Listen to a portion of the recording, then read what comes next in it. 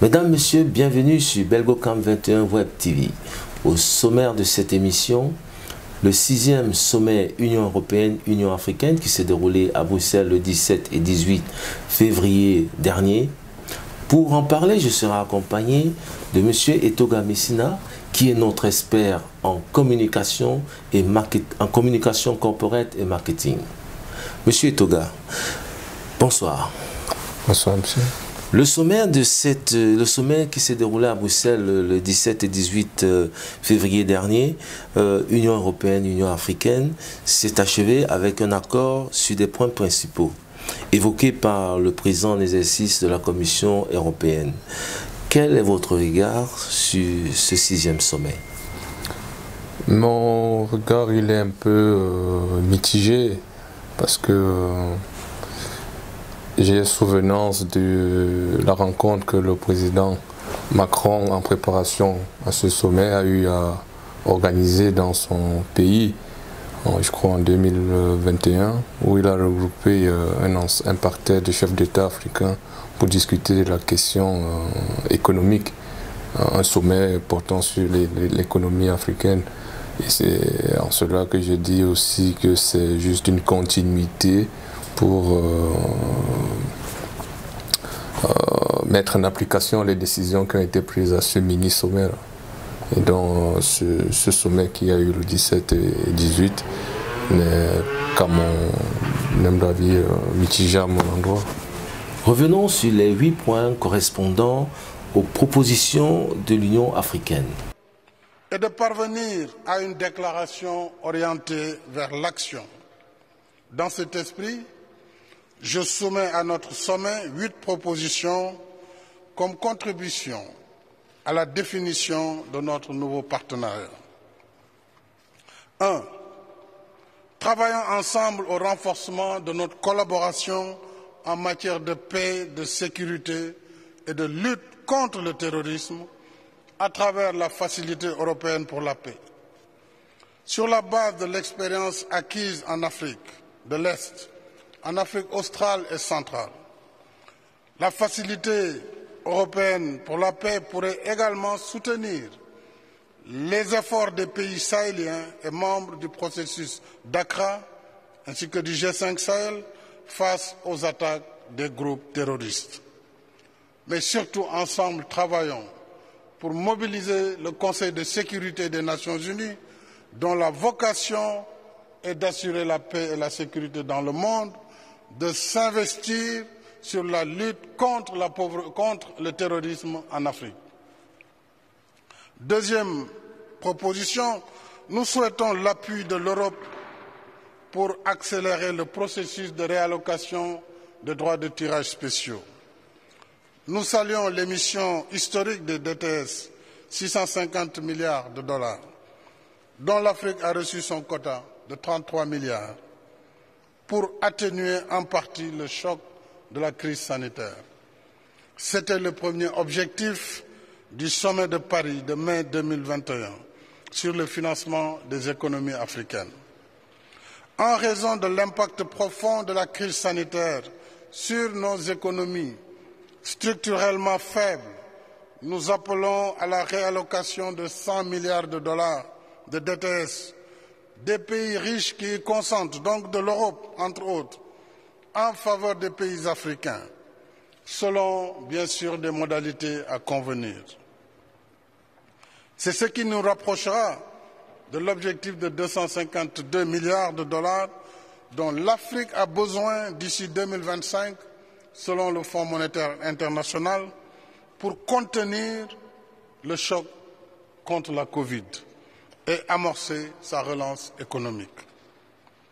Troisièmement, nous plaidons pour l'assouplissement des règles de l'OCDE afin de mieux faciliter l'accès de nos pays au crédit export à des conditions de maturité plus longues et des taux d'intérêt plus soutenables, à la réduction également des coûts d'assurance. Ceci pour renforcer l'investissement et les échanges commerciaux entre nos deux continents. L'Afrique, je le rappelle, c'est 30 millions de kilomètres carrés, 1,3 milliard d'individus et des besoins de financement de l'ordre de 130 à 170 milliards de dollars par an, selon les estimations de la Banque africaine de développement, rien que pour les infrastructures. Nous sommes disposés à travailler avec nos partenaires européens à la mise en œuvre de l'initiative Global Gateway dans le cadre du programme de développement des infrastructures en Afrique, le PIDA, en cours d'exécution. Mesdames et Messieurs, la transformation structurelle du continent passe par la réalisation d'infrastructures routières, ferroviaires, autoroutières, portuaires et aéroportuaires, mais aussi par la réalisation de centrales électriques, par le gaz to power, pour donner l'électricité à 600 millions d'Africains qui en sont dépourvus. C'est aussi l'agro-business, c'est les plateformes industrielles et numériques. Bref, une Afrique en chantier qui trouve son compte dans le commerce et l'investissement, cette Afrique-là pourra occuper sa jeunesse et offrir à ses partenaires davantage d'opportunités de co-construction, de croissance et de prospérité partagée. Dans le même esprit, explorons ensemble les possibilités de collaboration autour du projet européen de connectivité à haut débit par satellite en orbite basse. Je soutiens ce projet européen et c'est un projet que vous pourrez partager avec l'Afrique, car le devenir de notre partenariat se joue aussi dans le champ fertile du numérique où s'exprime le talent de notre jeunesse créative et entreprenante. Quatrième proposition, nous souhaitons œuvrer ensemble avec l'Europe pour la révision des critères d'évaluation du risque d'investissement en Afrique. Pour l'Afrique, la perception du risque reste toujours plus élevée que le risque réel. Ce qui renchérit les primes d'assurance, pénalise l'investissement et réduit la compétitivité de nos économies. Des études récentes montrent qu'au moins 20% des critères de notation de nos pays relèvent plutôt de facteurs subjectifs, certains d'ordre culturel ou linguistique, donc sans relation avec les indicateurs de risque ou de stabilité d'une économie. Cinquième proposition, nous appelons à la simplification des formalités et procédures liées aux conditions de financement des projets, surtout en ce qui concerne le Global Gateway, dans le respect des règles de bonne gouvernance et de transparence. Trop souvent, ces formalités et procédures retardent la formulation et l'exécution des projets, ce qui fragilise l'action publique et suscite des attentes parfois déçues. 6. Agissons de concert pour un meilleur accès aux vaccins et le renforcement des capacités pharmaceutiques africaines. À l'épreuve de la pandémie Covid-19, l'Europe s'est montrée solidaire de l'Afrique par des dons consistants de vaccins dans le cadre de l'initiative COVAX et à titre bilatéral. J'exprime notre gratitude et nos remerciements à nos partenaires européens. Mais l'Afrique est également engagée dans la production de vaccins anti-Covid, notamment avec un certain nombre de pays comme l'Afrique du Sud, l'Algérie, l'Égypte et le Maroc. D'autres comme le Sénégal, le Rwanda, le Ghana, entre autres, s'y préparent activement.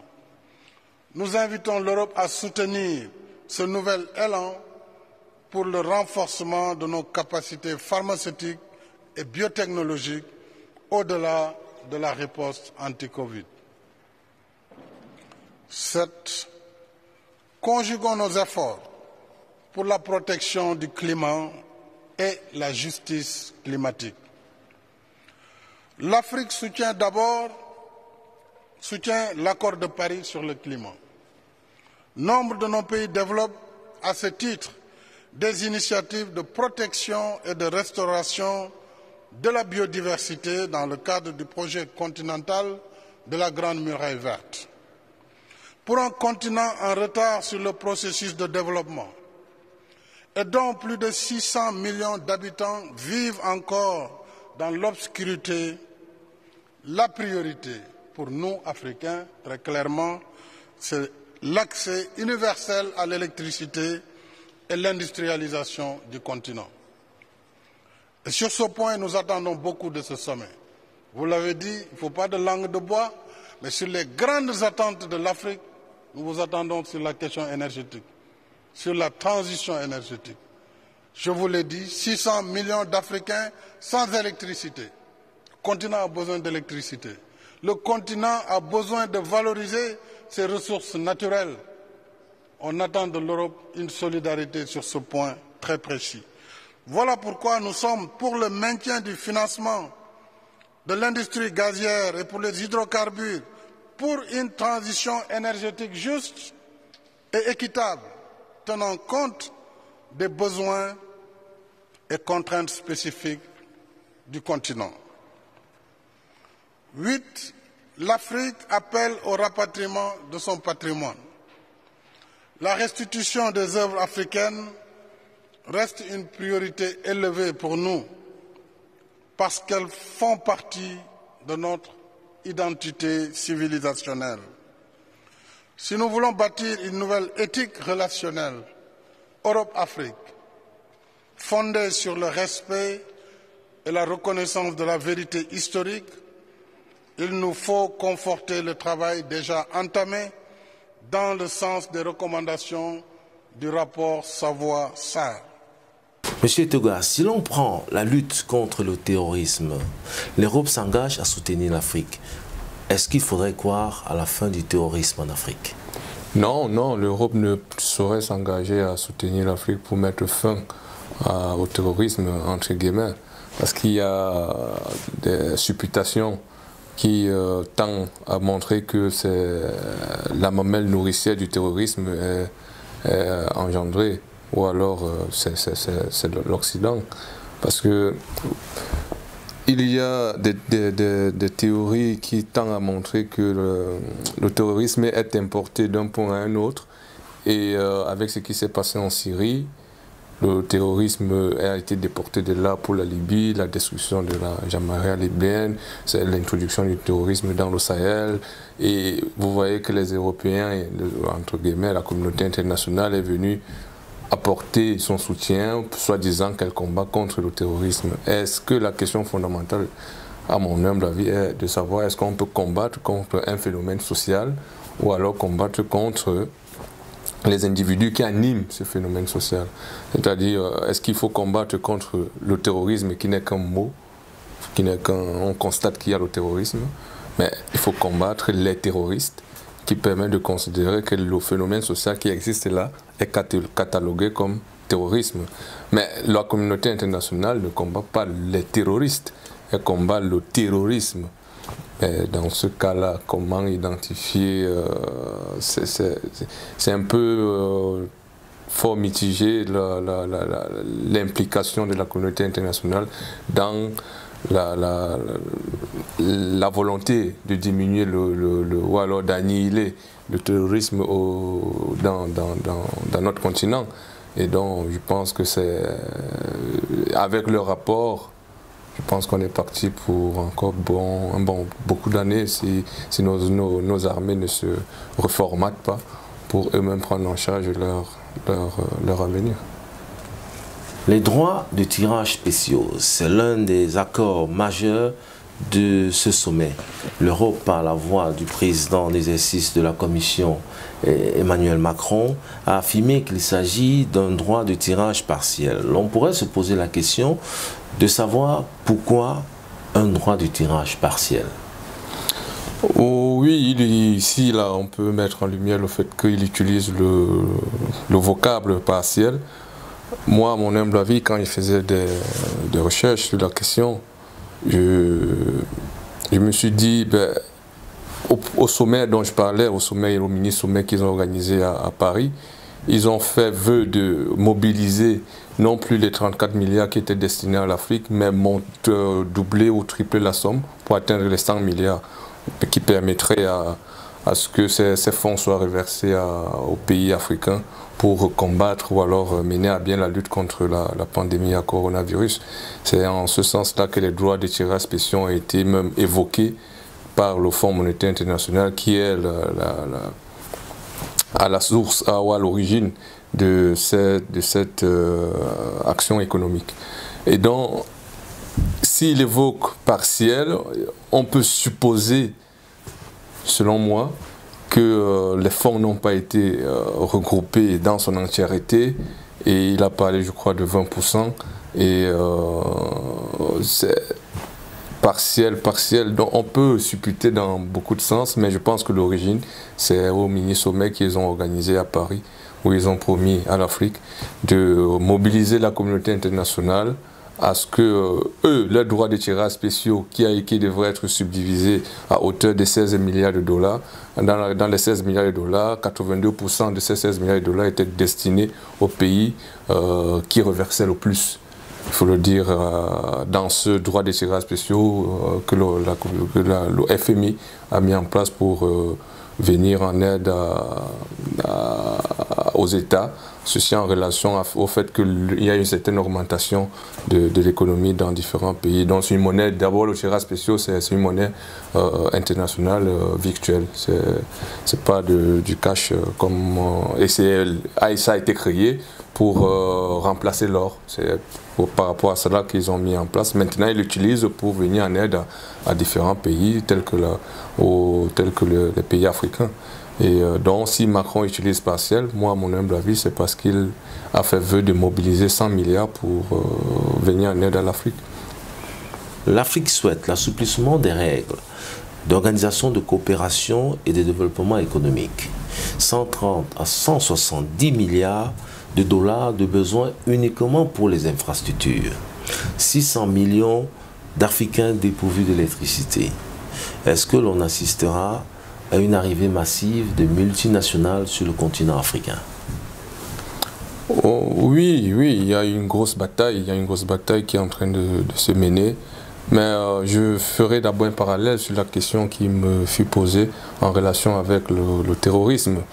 Vous voyez, et cela, je veux montrer aussi par là que l'implémentation ou l'arrivée des multinationales sur le continent africain n'est que le corollaire de l'influence que chaque pays de l'Occident a sur les pays dans lesquels elle veut s'installer. Et donc c'est un moyen d'influence et c'est un moyen de négociation qui permettrait à ceux-là de gagner des marchés sur le territoire. Et quand je le dis, vous voyez, le terrorisme c'est le moyen de contrôler les économies africaines, à mon sens. Parce que tout récemment, aux dernières nouvelles, il y a eu des militaires français, les légionnaires français qui ont été, en partance pour lutter contre le terrorisme, se sont retrouvés à Manu Militari parce qu'il est supposé, pour l'instant il est supposé, bien que l'ambassade de la France en Centrafrique a démenti l'information selon laquelle les légionnaires français ont essayé d'attenter à la vie du président de la RCA, Faustin Archange Touadéra. Et vous voyez que là, on vient pour combattre le terrorisme, mais on se retrouve à pratiquer le terrorisme. C'est pourquoi l'arrivée des Russes maintenant, avec son apport dans le maniement ou bien dans son infrastructure militaire, permet aux États de lutter, de faire alors maintenant une lutte anti-insurrectionnelle ou alors une lutte antiterroriste. Cela met à mal les anciennes puissances qui ont considéré l'Afrique comme leur marchepied, et donc ça ferait tout ce brouhaha dans les différentes sous-régions. Vous avez la région du Sahel qui est mise à sac, vous avez l'Afrique centrale qui tend à se stabiliser malgré les velléités de nos différents partenaires de jour mais de nuit qui sont véritablement nos ennemis, pour la simple raison qu'ils veulent gagner des marchés. Et pour qui? Pour les multinationales. Quand on parle de multinationales, ici on voit qui? On voit Bolloré, par exemple. Bolloré, c'est une multinationale. Il vient en Afrique pour investir, mais dans la nuit, qu'est-ce qu'il fait? Il pratique la corruption, il pratique le trafic d'influence, il pratique plein de choses au compte de qui? Au compte de l'État français. Bolloré ne peut pas s'installer dans un pays africain sans toutefois avoir l'aval de Paris. Raison pour laquelle vous me permettrez de faire cette relation pour montrer en quoi il faut l'aval d'un pays pour faciliter l'implémentation du multinational dans un continent tel que l'Afrique. Bolloré connaît des problèmes aujourd'hui en France, des problèmes judiciaires. Vous pensez que l'Élysée ne l'a pas lâché dans certains dossiers qu'on considère comme flous, alors que les Africains ont ouvert les yeux que on se sent pillé ici et il faut faire quelque chose. Et donc là, l'État français ou alors la justice française a considéré que Bolloré ne joue plus le jeu de l'organe dirigeante français à ce qu'il ne remplit plus les mesures de renseignement. Il y a plusieurs choses qui rentrent dans l'implémentation des multinationales en Afrique. Et donc Bolloré, dans pour ce cas précis, vous avez la gestion de nos ports. Nos ports sont gérés par ce type-là qui ramènent des armes de façon frauduleuse parce qu'ils estiment qu'on n'a pas encore la science nécessaire pour la gestion de nos ports. Et donc c'est pour montrer ici que les multinationales vont arriver, mais à nos dépens. Ils sont là juste pour renflouer. Nous sommes des marchés de débouchés. Nous sommes là que pour consommer. Et c'est pourquoi, au sommet qui s'est terminé le 18, on a parlé de l'implémentation des usines de fabrication des vaccins ARN, un truc comme ça. On y reviendra. Ok. Donc, c'est pour montrer ici que l'implémentation des multinationales en Afrique, ça dépend de l'acteur qui vient s'implémenter en Afrique et de l'idéologie qui met derrière son implémentation. Vous voyez, les Russes, ils sont axés sur la sécurité. Parce que c'est juste une lapalissade que de dire que il n'y a pas d'État s'il n'y a pas de stabilité, il n'y a pas d'État s'il n'y a pas de sécurité. Et donc le pilier d'un État, c'est de construire d'abord sa sécurité. Et la sécurité permettra, n'est-ce pas, à mon sens, le développement. Si aujourd'hui la Centrafrique ne connaît pas le développement, c'est parce qu'elle a connu au moins 60 ans de coup d'État, 60 ans d'instabilité. Tout le temps, ça a été l'instabilité. Et donc, comment parler de développement dans un environnement instable? C'est en cela que l'arrivée des Russes met à mal nos partenaires traditionnels, j'ai envie de dire, pour que, vous voyez, il y a un trafic d'influence là maintenant, les batailles des grands pour contrôler, à mon sens, le continent africain.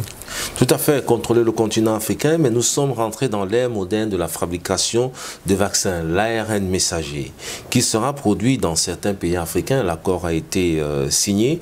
L'Afrique, par la voix du président Macky Sall, en exercice de l'Union africaine, plaide pour un renforcement des capacités pharmaceutiques et biomédicales en Afrique. Assistera-t-on à la disparition de la pharmacopée africaine et de sa biodiversité qui est tant convoitée? J'ai envie de dire non, parce que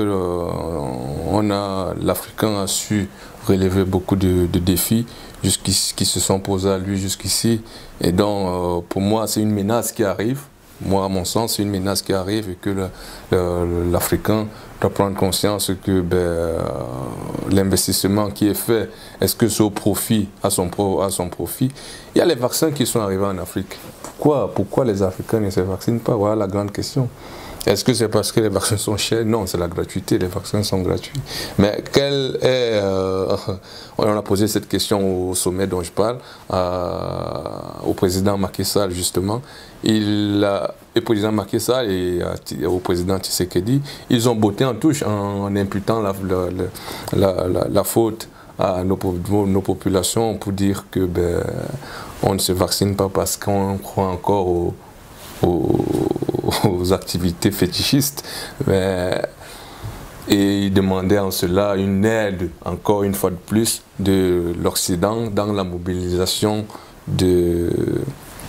de la diffusion de l'information auprès de la masse. Et vous voyez encore la multinationale, parce que c'est une multinationale française, RFI, qui fait votre concurrent dans la communication au sein de la communauté africaine, dans la diffusion de l'information. Et donc, nous sommes encerclés, mais le vaccin ne marche pas. Pourquoi? Donc, ce n'est pas la construction de quelques 4 laboratoires qui permettra à ce que les Africains se vaccinent. Non, ils ont fait fausse route là. Mais ils ne font pas fausse route. Ça, c'est une lecture d'un profane. Mais l'objectif ici est de faire tambour battant sur le fait qu'on fait le transfert. On fait le transfert de technologies en Afrique. On participe à une certaine collaboration saine qui renvoie à un New Deal avec les Africains parce qu'ils ont utilisé le concept de co-construction de ce projet, parce qu'ils estiment que les Africains ont co-construit l'implémentation de ce projet en Afrique. Bon, moi je vais poser la question à l'inverse. Qu'est-ce que les Africains ont co-construit en Europe?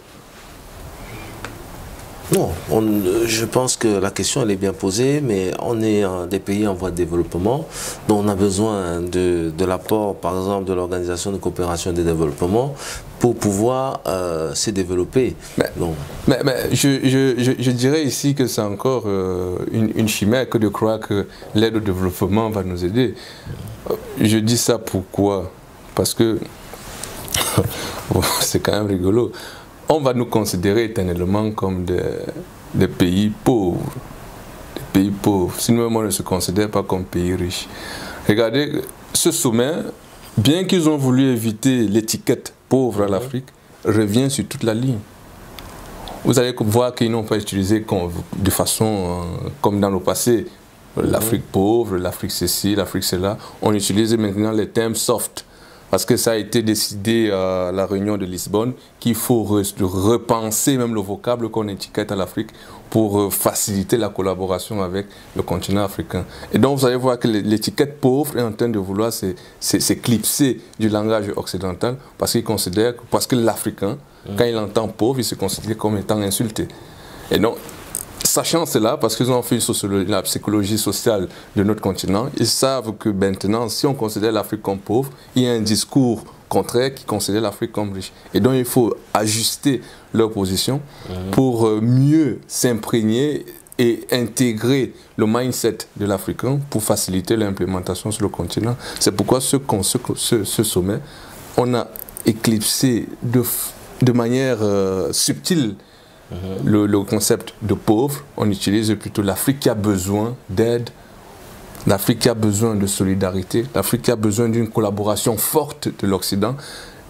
Mais on reste toujours comme un enfant qu'il faut ramener tous les matins à l'école. Sauf que l'enfant qu'on ramène tous les matins à l'école, à un moment, il a ses diplômes. Et il doit faire ses classes dans le monde professionnel. À quand l'Afrique dans le monde professionnel? Justement, le président Macky Sall disait l'Afrique a évolué et l'Afrique a changé. Donc, on parlera maintenant d'un nouveau rapport Europe-Afrique. Mais l'Afrique a appelé au rapatriement de son patrimoine. La restitution du patrimoine reste une priorité. C'est un point qui n'a pas suscité plus d'intérêt que ça.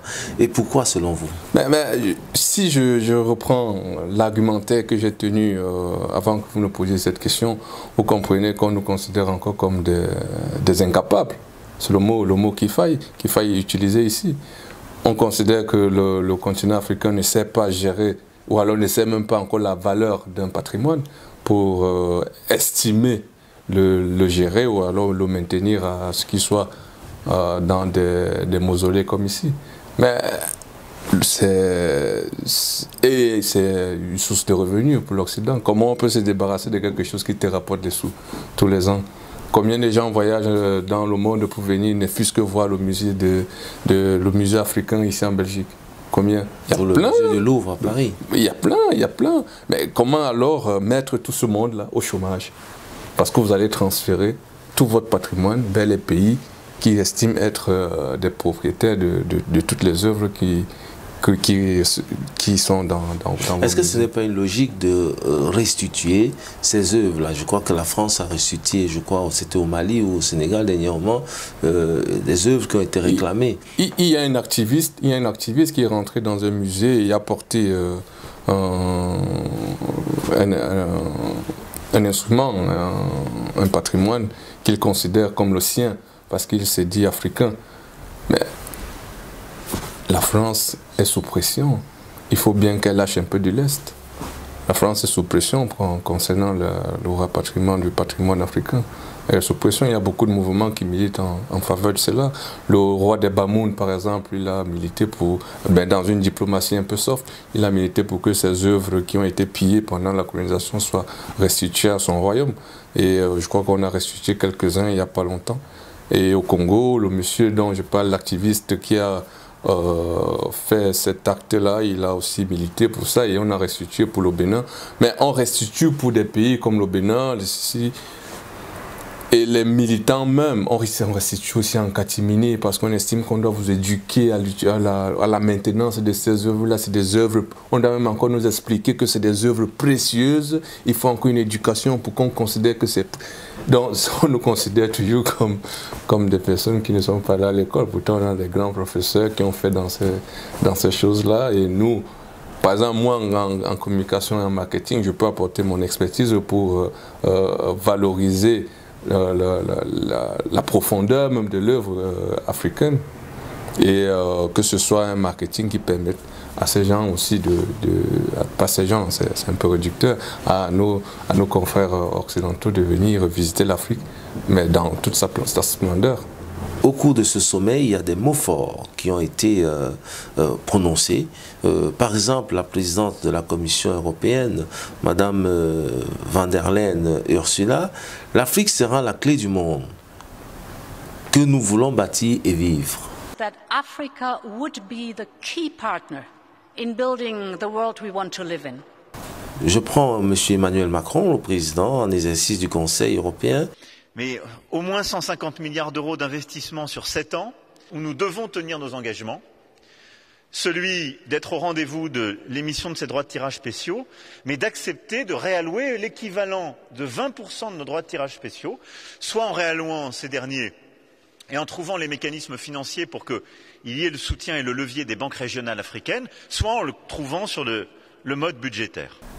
Charles Michel, président du Conseil européen.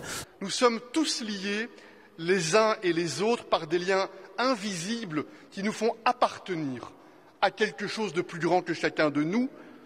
Ton bien-être détermine mon bien-être détermine ton bien-être. Le financement des économies est dès lors une priorité pour nous et c'est pourquoi nous avons lancé au départ d'une réunion à Paris il y a quelques mois ce projet de réallocation partielle des droits de tirage spéciaux.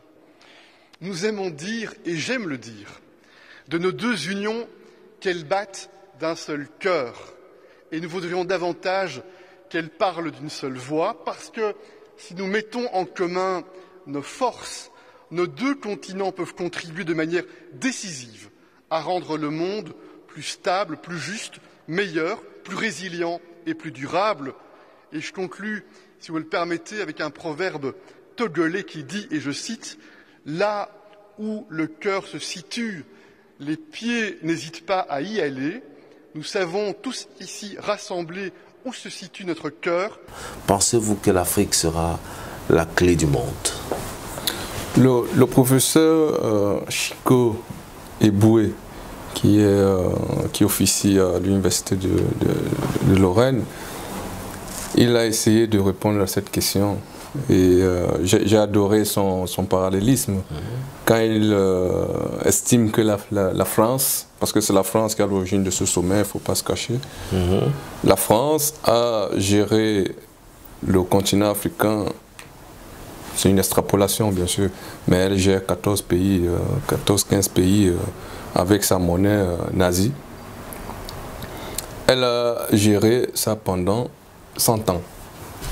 Aucun de ces pays n'a connu un développement, alors l'étiquette d'économie émergente. Quand le président Macron vient maintenant avec le slogan de 150 millions d'euros, 150 milliards d'euros. 150 milliards d'euros, pour venir en aide, parce qu'il ne veut pas dire que c'est de l'aide, et encore c'est de la dette qu'il faudra rembourser quand on aura les capacités. Mais ce n'est pas lui en fait qui est le n'est que le porte-parole de ce projet. Il y a le Focus 2030 que le FMI a mis en place et tend à utiliser les droits de tirage spéciaux pour venir en aide, là maintenant j'utilise le mot aide, aux économies faibles, aux pays faibles qui font face à la pandémie coronavirus. Et c'est donc de là que vient cette idée. Et vous voyez maintenant, je vais aussi, par là, je vous explique qu'aucune de ces rencontres ne s'est tenue sans la présence du FMI. En France, le mini-sommet qui a réuni les États africains, le FMI a participé aux travaux. Et donc, comment considérer que le FMI soit ignorant de la présence française dans les économies africaines, les 50% qu'on dépose dans la Banque de France, dans le Trésor français? Est-ce qu'on ne peut pas, c'est au-delà de 550 milliards, est-ce qu'on ne peut pas dire à la France, ben, tu prends 316 Africains, au lieu de colmater les brèches comme on est en train de vouloir faire là? Supprimons d'abord juste le Trésor français dans les économies africaines, du moins les 14 ou les 15, et on voit ce qu'elles font avec l'argent qui émane de leur économie. Au-delà de ce 6e sommet, l'Afrique compte d'autres partenaires, tels que la coopération sino-africaine, qui propose une vision stratégique de coopération jusqu'en 2035. Est-ce que le projet chinois pour le continent africain rejoint le plan stratégique Union européenne-Afrique? Non, pas du tout. C'est deux visions diamétralement opposées. Si je prends juste d'un point de vue symbolique, la Chine n'a pas colonisé un pays africain. Or, la plupart des pays que constitue l'Union européenne, ils ont une mentalité qui ont tendance à vouloir subjuguer les pays faibles, même si ça tend à vouloir être effacé par une bonne communication dans les masses. Mais non, l'histoire est ce qui nous fait. Donc l'histoire de l'Union européenne suit ce continent-là. Or, la Chine n'a pas ce passé de pays colonial. Donc ils vont mettre en place un projet qui prend en compte les aspirations des peuples. Mais ce n'est pas parce qu'ils prennent en compte les aspirations des peuples qui viennent forcément pour perdre leur investissement. Et donc c'est aux pays africains de tirer profit et d'être sérieux dans l'aide que la Chine apporte au continent. Or, vous voyez ici que les Occidentaux, j'ai de la peine à parler parce que ça fait au moins 60 ans d'aide. Mais la Chine, ça fait, si je prends le cas du Cameroun, c'est depuis les années 2000-2001 que la Chine arrive au Cameroun et on voit une multiplicité d'infrastructures qu'elle a pu construire. Dans le passé colonial, on peut aussi faire référence à l'Allemagne qui a laissé des vestiges qui, à mon sens, permettent de mettre à son actif un certain souci de développement, non pas pour l'Africain, mais pour ses propres activités coloniales.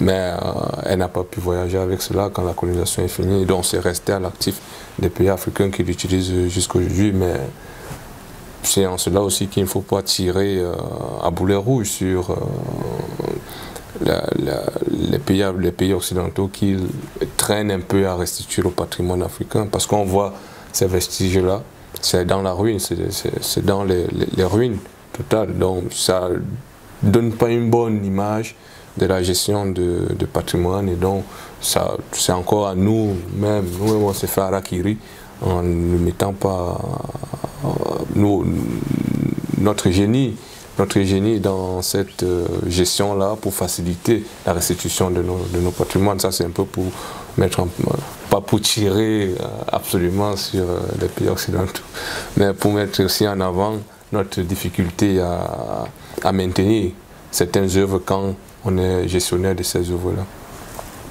Pour revenir aux différents projets, disais-je, que ici, au Cameroun, par exemple, on a l'AFD l'AFD qui se balade dans plusieurs pays africains pour chercher les débouchés pour les multinationales françaises.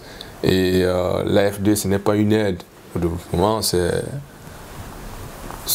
des dettes qu'on contracte pour soutenir l'économie française. C'est simplement ça. Or, la Chine, c'est stipulé, c'est une dette avec un taux faible. À vous de bien utiliser cette dette pour mieux la rembourser à échéance. Et donc, si la Chine vous prête de l'argent et vous volez pour venir non plus mettre ça dans les banques de Chine, mais venir mettre ça dans les pays africains occidentaux ici, mais le bas peuple doit rembourser cela après. Ouais, le Cameroun détient, la Chine détient, je crois, 34% de dette du Cameroun, 66%, 60% de dette de l'Éthiopie. Donc ce sont des dettes qui sont contractées directement, on ne parle pas d'aide. La Chine aide à hauteur de 7 à 8 milliards par an. Et ici, on ne parle pas d'aide directe, on parle de prêts et on avance un peu de l'aide. Mais au niveau de l'Union européenne, c'est une aide. Mais il y a un contraste. Puisque le président Macron a dit qu'il fallait convaincre les partenaires du G20 pour venir, pour accompagner cette nouvelle stratégie, ce nouveau deal. Est-ce qu'un investisseur viendra mettre son argent sans ce que dit le président Macron, ce n'est qu'un slogan. Parce qu'en 2021, dans le sommet que je vous parle, ils avaient promis de mobiliser 100 milliards. Mais s'il vient aujourd'hui demander à mobiliser 150 milliards, une fois de plus, avec le soutien, entre guillemets, de cette communauté internationale, je me demande bien comment ils vont faire. Ce sont des pays développés, normalement, ça devrait être un claquement de doigts. Puisqu'ils disent encore venir en aide aux pays pauvres. Et donc, s'ils n'arrivent pas à mobiliser une somme qui permettrait à un pauvre de sortir de son état de pauvreté, est-ce qu'on parlera encore d'aide? C'est une aide intéressée dans ce cas. Parce qu'il te laisse dans cette situation-là, ça lui permet de créer des projets qui vont partir de porte en porte pour stocker au niveau des investisseurs et transporter leurs ONG maintenant, balancer en Afrique pour qu'elles fassent le boulot. Ce n'est plus les Africains. Nous ne sommes que des consommateurs en fait, dans toute la chaîne. Hein. Nous sommes que des consommateurs. Les États consommateurs, les citoyens consommateurs. Et maintenant, ils parlent de co-construction, juste pour qu'on se sente un peu valorisé en fait. Mais sinon, dans les faits, ça n'a rien à voir. Ça n'a rien à voir avec tout ce qu'ils racontent. Ça n'a rien à voir du tout. C'est un nouveau deal, c'est une nouvelle, un nouveau pacte de coopération entre l'Union européenne et l'Afrique. Faudrait-il oublier les États-Unis, la coopération États-Unis-Afrique, la coopération Russie-Afrique, la coopération Inde-Afrique, pour faire de la coopération Afrique-Europe un axe majeur? Toutes ces coopérations sont de mon point de vue orientées selon les objectifs de chaque initiateur de la coopération. Et c'est en cela que je me positionne du côté de l'Africain qui va à la rencontre de son vis-à-vis avec quoi dans les mains. Il va à la rencontre avec quoi, il attend quoi de cette coopération. Or, à chaque fois que ces coopérations sont lancées, c'est pour venir supplier l'aide. La plupart du temps, c'est pour supplier soit de l'annulation d'une dette, soit supplier qu'on vous octroie une dette, ou alors un crédit. On vous octroie un crédit. Mais quelle est la stratégie même qu'on met en place pour aller à ces rencontres-là? Et c'est pourquoi on nous paternalise beaucoup. On nous paternalise beaucoup dans ces rencontres-là, parce que c'est celui qui te finance, qui te dit la ligne de conduite. Et donc, la France, puisqu'il s'agit d'elle pour le compte du Cameroun, de 15 pays qui gèrent, dont elle est la détentrice de la monnaie, franc CFA, c'est elle qui définit. Vous imaginez, ça fait 60 ans d'indépendance, nos professeurs sont venus ici étudier l'économie, on étudie l'économie au Cameroun, mais on arrive encore à parler, on n'arrive pas à définir une politique économique au Cameroun parce qu'on n'a pas de monnaie. On n'a pas de monnaie.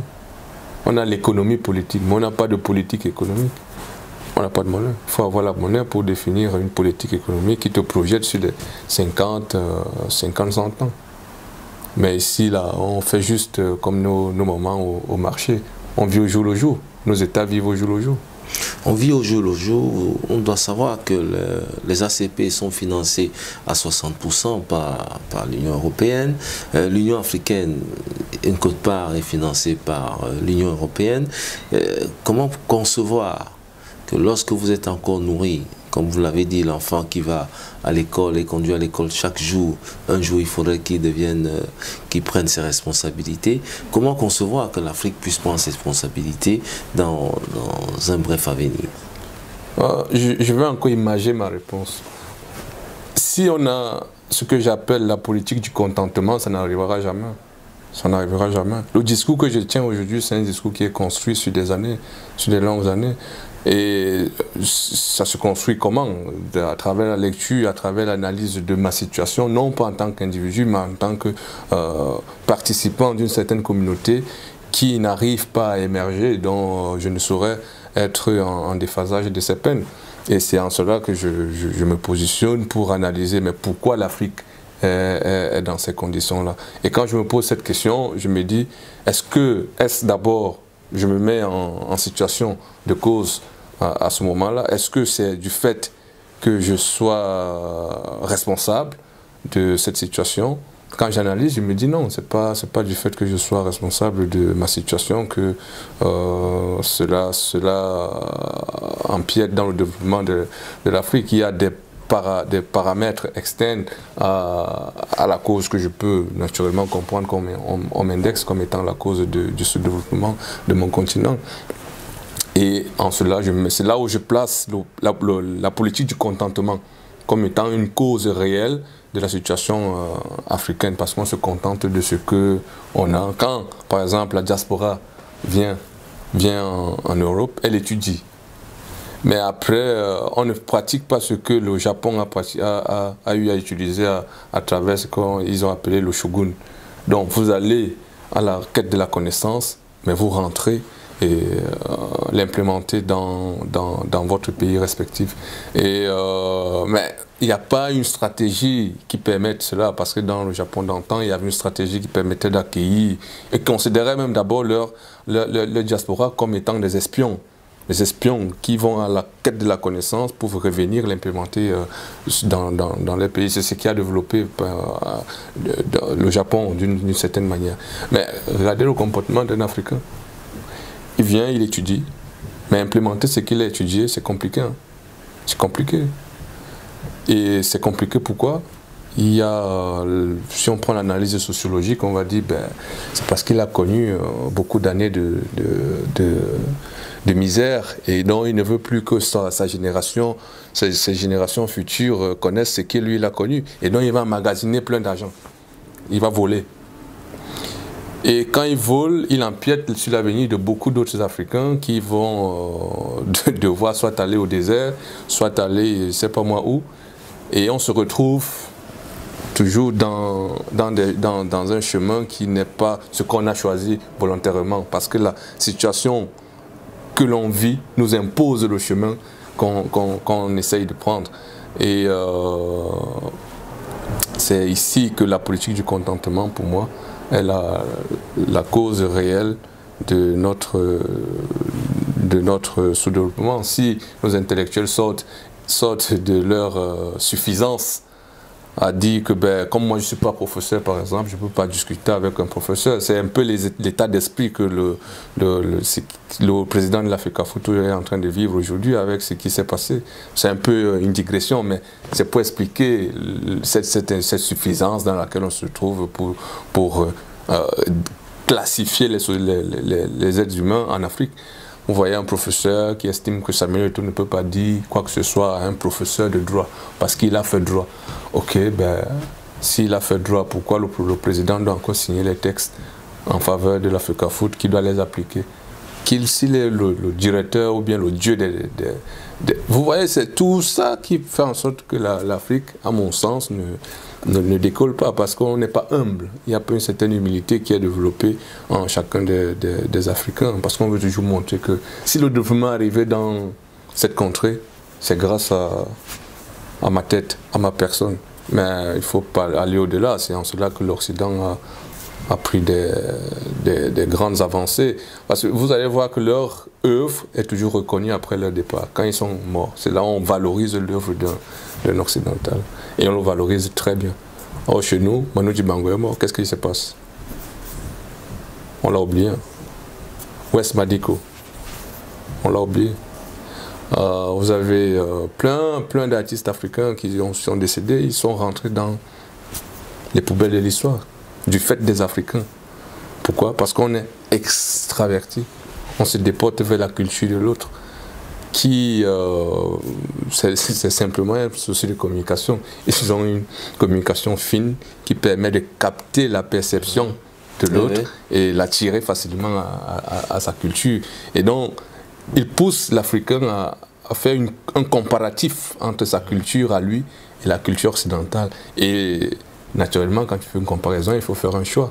Ouais. Et le choix est vite fait, parce que quand tu retournes chez toi, tu vois la misère. Parce que l'Occident te présente quoi? La misère. Et quand il vient chez lui, il te présente quoi? La neige.